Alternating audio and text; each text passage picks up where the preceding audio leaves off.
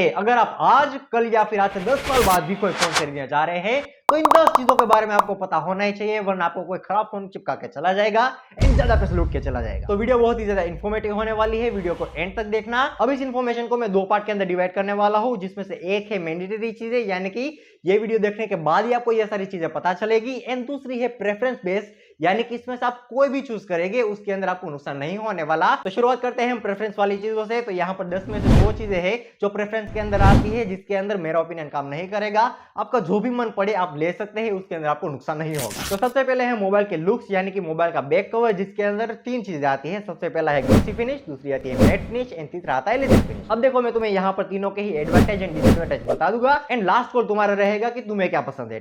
ठीक है। सबसे पहले तो तुम्हें अगर फोन के बैक के ऊपर फिंगरप्रिंट नहीं चाहिए तो तुम ग्लॉसी बैक को जरा भी कंसीडर मत करना, कि वहां पर फिंगरप्रिंट का इशू बहुत ही ज्यादा रहता है। इसके अलावा तुम मैट या फिर लेदर चूज कर सकते हो, बट वहां पर तुम्हें एक चीज याद रखनी है, वहां पर उसकी प्राइस थोड़ी सी ज्यादा होगी कंपेयर टू ग्लॉसी फिनिश, क्योंकि ग्लॉसी फिनिश आपको हर मोबाइल के अंदर देखने को मिल जाती है। अगर आप 10,000 का फोन भी लेते हैं या फिर 12,000 का फोन लेते हैं, उसके अंदर भी आपको ग्लॉसी फिनिश देखने को मिल जाती है। बट अगर आपको मैट फिनिश लेनी है तो थोड़ा सा हाई प्राइस पे करनी पड़ेगी। अब इसके अलावा अगर मैं बात करूं कि आपको ग्लॉसी फिनिश कहां पर काम आएगी, तो अगर आप अपने फोन को शाइन के लिए दिखाना चाहते हैं, यानी कि अगर आप अपने फोन को सिर्फ डिजाइन के लिए खरीदना चाहते हैं, तो आप ग्लॉसी की तरफ जा सकते हैं, क्योंकि ग्लॉसी के अंदर काफी सारी अच्छी अच्छी डिजाइन आपको देखने को मिलती है, वो भी कम प्राइस के अंदर। अब ये पूरा डिसीजन आपके ऊपर डिपेंड करता है कि आपको कौन सी चीजें पसंद है। अगर आपको लेदर पसंद है तो आप लेदर चूज कर सकते हैं, अगर आपको मैट पसंद है तो आप मैट चूज कर सकते हैं, अगर आपको ग्लॉसी की तरफ जाना है तो वहां पर जा सकते हैं, आपको कोई रोक टोक नहीं होगी। अब दूसरी चीज जिसके अंदर आपका डिसीजन डिपेंड करेगा, वो चीज है मोबाइल की डिस्प्ले। अब देखो ट्रेंड चल रहा है कि 2 डिस्प्ले के अंदर कंपैरिजन किया जाता है, एक होती है फ्लैट डिस्प्ले एंड दूसरी होती है कर्व डिस्प्ले। अब यहाँ पर लुक्स की ही तरह दोनों के एडवांटेज एंड डिसएडवांटेज मैं तुम्हें बता दूंगा, एंड लास्ट कॉल तुम्हारा रहेगा कि तुम्हें कौन सी चीज ज्यादा पसंद है। अब देखो फ्लैट डिस्प्ले है ना, वो ओवरऑल कंप्लीट डिस्प्ले है, उसके अंदर आपको कोई भी कमी देखने को नहीं मिलती। बट अगर मैं कर्व की बात करूं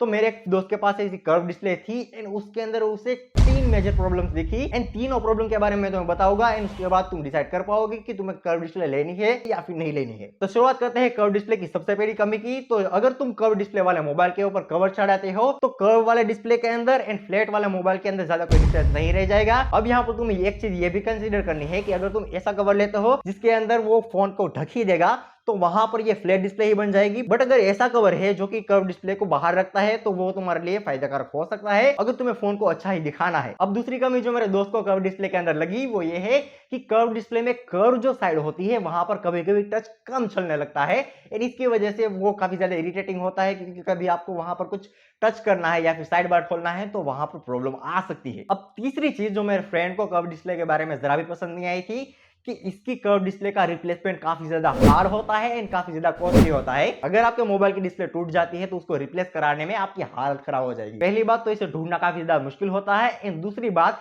कि अगर आपने इसे ढूंढ भी लिया तो वो काफी ज्यादा महंगा होता है। तो यहाँ पर भी लास्ट कॉल आप ही का रहेगा कि अगर आपको कर्व डिस्प्ले ज्यादा पसंद आती है तो आप वहां पर जा सकते हैं, एंड अगर आपको फ्लैट डिस्प्ले ज्यादा पसंद आती है, आपको देखने में वो अच्छी लगती है, तो वहां पर जा सकते हैं। तो ओके, ये दोनों चीजें खत्म हो गई। अब बात करते हैं मैंडेटरी चीजों की, यानी कि वो चीजें जो आपको वीडियो को देखने के बाद ही पता चली। तो सबसे पहली है परफॉर्मेंस। जैसे कि तुम्हें पता है कि मोबाइल के अंदर प्रोसेसर काफी ज्यादा इंपॉर्टेंट पार्ट प्ले करता है, क्योंकि अगर मोबाइल का प्रोसेसर अच्छा होगा तो मोबाइल की वैल्यू ऑटोमेटिकली बढ़ जाने वाली है, क्योंकि अच्छा प्रोसेसर अच्छी परफॉर्मेंस को डिलीवर करता है एंड अच्छे प्रोसेसर की डिमांड होती है। अब यहाँ पर मैं हर एक प्रोसेसर वाइज को मैं नहीं बताऊंगा, क्योंकि उसके ऊपर मैंने ऑलरेडी एक वीडियो बना के रखी है, यहाँ पर तुम क्लिक करके देख सकते हो, काफी बढ़िया वीडियो गई थी। पर इस वीडियो के अंदर हम बजट के बेस पर डिस्कस करने वाले हैं कि आपको कौन सा प्रोसेसर चूज करना चाहिए।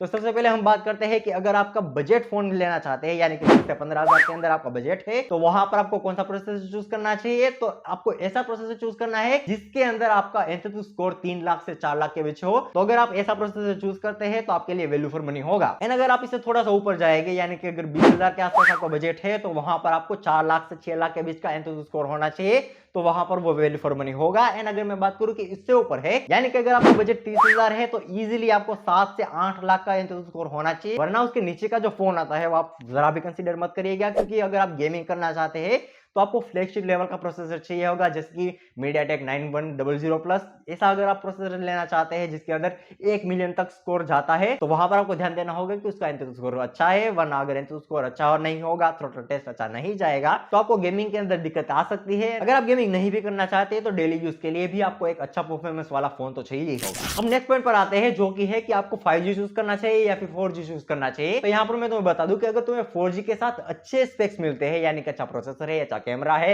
अच्छा उसके अंदर सेंसर आपको मिलता है, अच्छा स्टोरेज मिलता है, तो आप 4G को कंसीडर कर सकते हैं। बट अभी ट्रेंड 5G का चल रहा है तो आपको 5G ही कंसीडर करना चाहिए, क्योंकि इसके अंदर आपको स्पीड अच्छी मिलती है। इसके अलावा भी 5G के अंदर इंटरनेट के जो प्लान होते हैं वो काफी ज्यादा अट्रैक्टिव होते हैं, क्योंकि अभी 5G नया नया आया है तो आपको अनलिमिटेड 5G का इंटरनेट मिलता है। बट दूसरी ही तरफ अगर आप 4G को कंसीडर करें तो वहां पर आपको लिमिट वाले प्लान देखने को मिलते हैं, जिसके अंदर 30 GB आएगा या फिर 28 GB आएगा। अगर आप यहाँ पर 5G के अंदर जाते हैं तो मेनली अगर जियो की मैं बात करूं तो वहां पर आपको काफी अट्रैक्टिव प्लान देखने को मिलते हैं, जहां पर आपको 5G का इंटरनेट अनलिमिटेड मिलता है। तो इस पॉइंट को मैं शॉर्ट में समझा देता हूं। अगर आपको अच्छे स्पेस मिल रहे तो 4G के साथ जा सकते हैं, बट अगर आपको स्पीड चाहिए एंड अच्छी इंटरनेट प्लान चाहिए तो आप 5G के साथ जा सकते हैं। अब अगर आपने 5G फोन को चूज कर ही लिया है तो आपको यह भी पता होना चाहिए कि वो कौन से 5G बैंड्स को सपोर्ट करता है। तो यहाँ पर तुम्हें सिर्फ 3 बैंड को कंसीडर करना है। सबसे पहला है N78, N77 एंड N28। तो बात कर लेते हैं डिस्प्ले की। तो डिस्प्ले के अंदर 3 चीजें आपको पता होनी चाहिए कि 3 टाइप की डिस्प्ले आती है। सबसे पहले आती है एमोलेड, उसके बाद आती है ओलेड एंड लास्ट में आती है आईपीएस। तो सबसे पहले इसको रैंक कर लेते हैं कि सबसे ऊपर कौन सी आती है, सबसे नीचे कौन सी आती है। तो सबसे पहले आती है एमोलेड,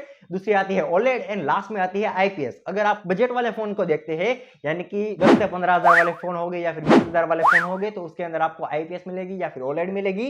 एंड अगर आप फ्लैगशिप वाला फोन के अंदर जाते हैं तो वहां पर आपको एमोलेड डिस्प्ले देखने को मिलेगी, जिसके अंदर आपको एचडीआर का भी सपोर्ट देखने को मिलता है। एंड एमोलेड के अंदर उसकी एक अच्छी बात यह है, उसके अंदर कलर काफी ज्यादा अच्छे आते हैं, आपको देखने में काफी ज्यादा मजा आएगा।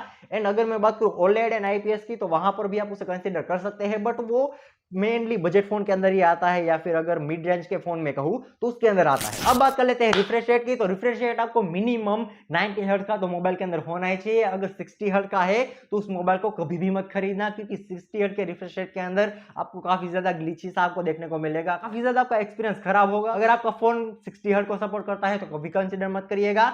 बट अगर आप मुझे पूछ रहे हैं कि वो आईफोन के अंदर तो 60 हर्ट्ज का आता है, तो वहां पर आपको पैसे पे करने हैं, वहां पर आपको प्रोसेसर अच्छा मिलता है, इसके अलावा भी काफी सारी अच्छी चीजें मिलती है, जैसे कि उसका कैमरा हो गया, तो उसको कंसीडर करते हुए वहां पर 60 हर्ट्ज थोड़ा सा मेक सेंस करता है। बट अगर आप कोई बजट फोन ले रहे हैं तो उसके अंदर 90 हर्ट्ज का रिफ्रेश रेट तो मिनिमम होना ही चाहिए। तो देखो नेक्स्ट पॉइंट है कैमरा। एंड कैमरा के अंदर अगर आप मोबाइल फोन खरीदने जा रहे हैं एंड आपको कैमरा सेंट्रिक फोन खरीदना है, तो एक चीज दिमाग में घुसा लेना है, अगर लिखना है तो लिख लो कि कैमरा के अंदर मेगापिक्सल आर जस्ट नंबर्स। अगर उस मोबाइल के अंदर 200 मेगापिक्सल का भी कैमरा है एंड उसके अंदर सेंसर्स अच्छा नहीं है, तो आपका कैमरा किसी काम का नहीं है, वो आपको कलर्स एंड रिजल्ट अच्छा नहीं देगा। अब कैमरा सेंट्रिक फोन के अंदर आपको 2 चीजें याद रखनी है। सबसे पहला कि उसके अंदर ओएस होना ही चाहिए, एंड दूसरी चीज कि अगर आपके मोबाइल के फोन के कैमरा के अंदर आईएमएक्स सेंसर है, वो भी सोनी का, तो आपके लिए वो बेस्ट चीज होगी। उससे ज्यादा आपको चाहिए ही नहीं, आपके फोटोज का रिजल्ट फाड़ देगा। बाकी मेगापिक्सल पर तुम मत जाना, दिया जस्ट नंबर। तो देखो नेक्स्ट पॉइंट है बैटरी। तो बैटरी के अंदर मिनिमम आपके मोबाइल के अंदर 5000 mAh की बैटरी होनी चाहिए, तो आपका मोबाइल काफी ज्यादा टाइम तक चल पाएगा। अगर आपके अंदर मोबाइल के अंदर 3000 mAh की बैटरी है या फिर 4500 की है, तो आप उसे कंसीडर मत करिएगा अगर आपको अपने मोबाइल को ज्यादा देर तक यूज करना है। एंड अगर मैं चार्जिंग वोट की बात करूं तो मिनिमम आपके मोबाइल के अंदर 33 वोट का सपोर्ट होना चाहिए, तो आपका मोबाइल जल्दी से चार्ज हो जाएगा, आपको बैटरी ड्रेनिंग में प्रॉब्लम नहीं आएगी। अब देखो लास्ट पॉइंट की बात करते हैं, बट ये लास्ट पॉइंट नहीं है, मैं तुम्हें एक बोनस टिप दूंगा, थैंक यू बोल देना। अब हम बात करेंगे ओएस एंड यूआई की। सबसे पहले तुम्हें ये पता ही नहीं होगा कि ये दोनों चीजें होती क्या है एंड इसके अंदर क्या चीजें ध्यान में रखनी है। तो सबसे पहले मैं तुम्हें ओएस के बारे में बता देता हूं। तो ओएस के अंदर तुम्हें 2 चीजों के बारे में सिंपली याद रखना है, इससे तुम्हारा फोन की जो चॉइस है वो काफी ज्यादा अच्छी हो जाएगी। पहली चीज के उसके अंदर 2 साल के मेजर अपडेट होने चाहिए एंड 3 साल के सिक्योरिटी अपडेट होने चाहिए। सिर्फ इतनी चीजें तुम याद रखोगे तो उतना इनफ होगा। एंड अगर मैं यूआई की बात करूं तो तुम्हें बस इतना याद रखना है कि उसका यूआई क्लीन होना चाहिए, उसके अंदर एक्सटर्नल ऐप नहीं होनी चाहिए।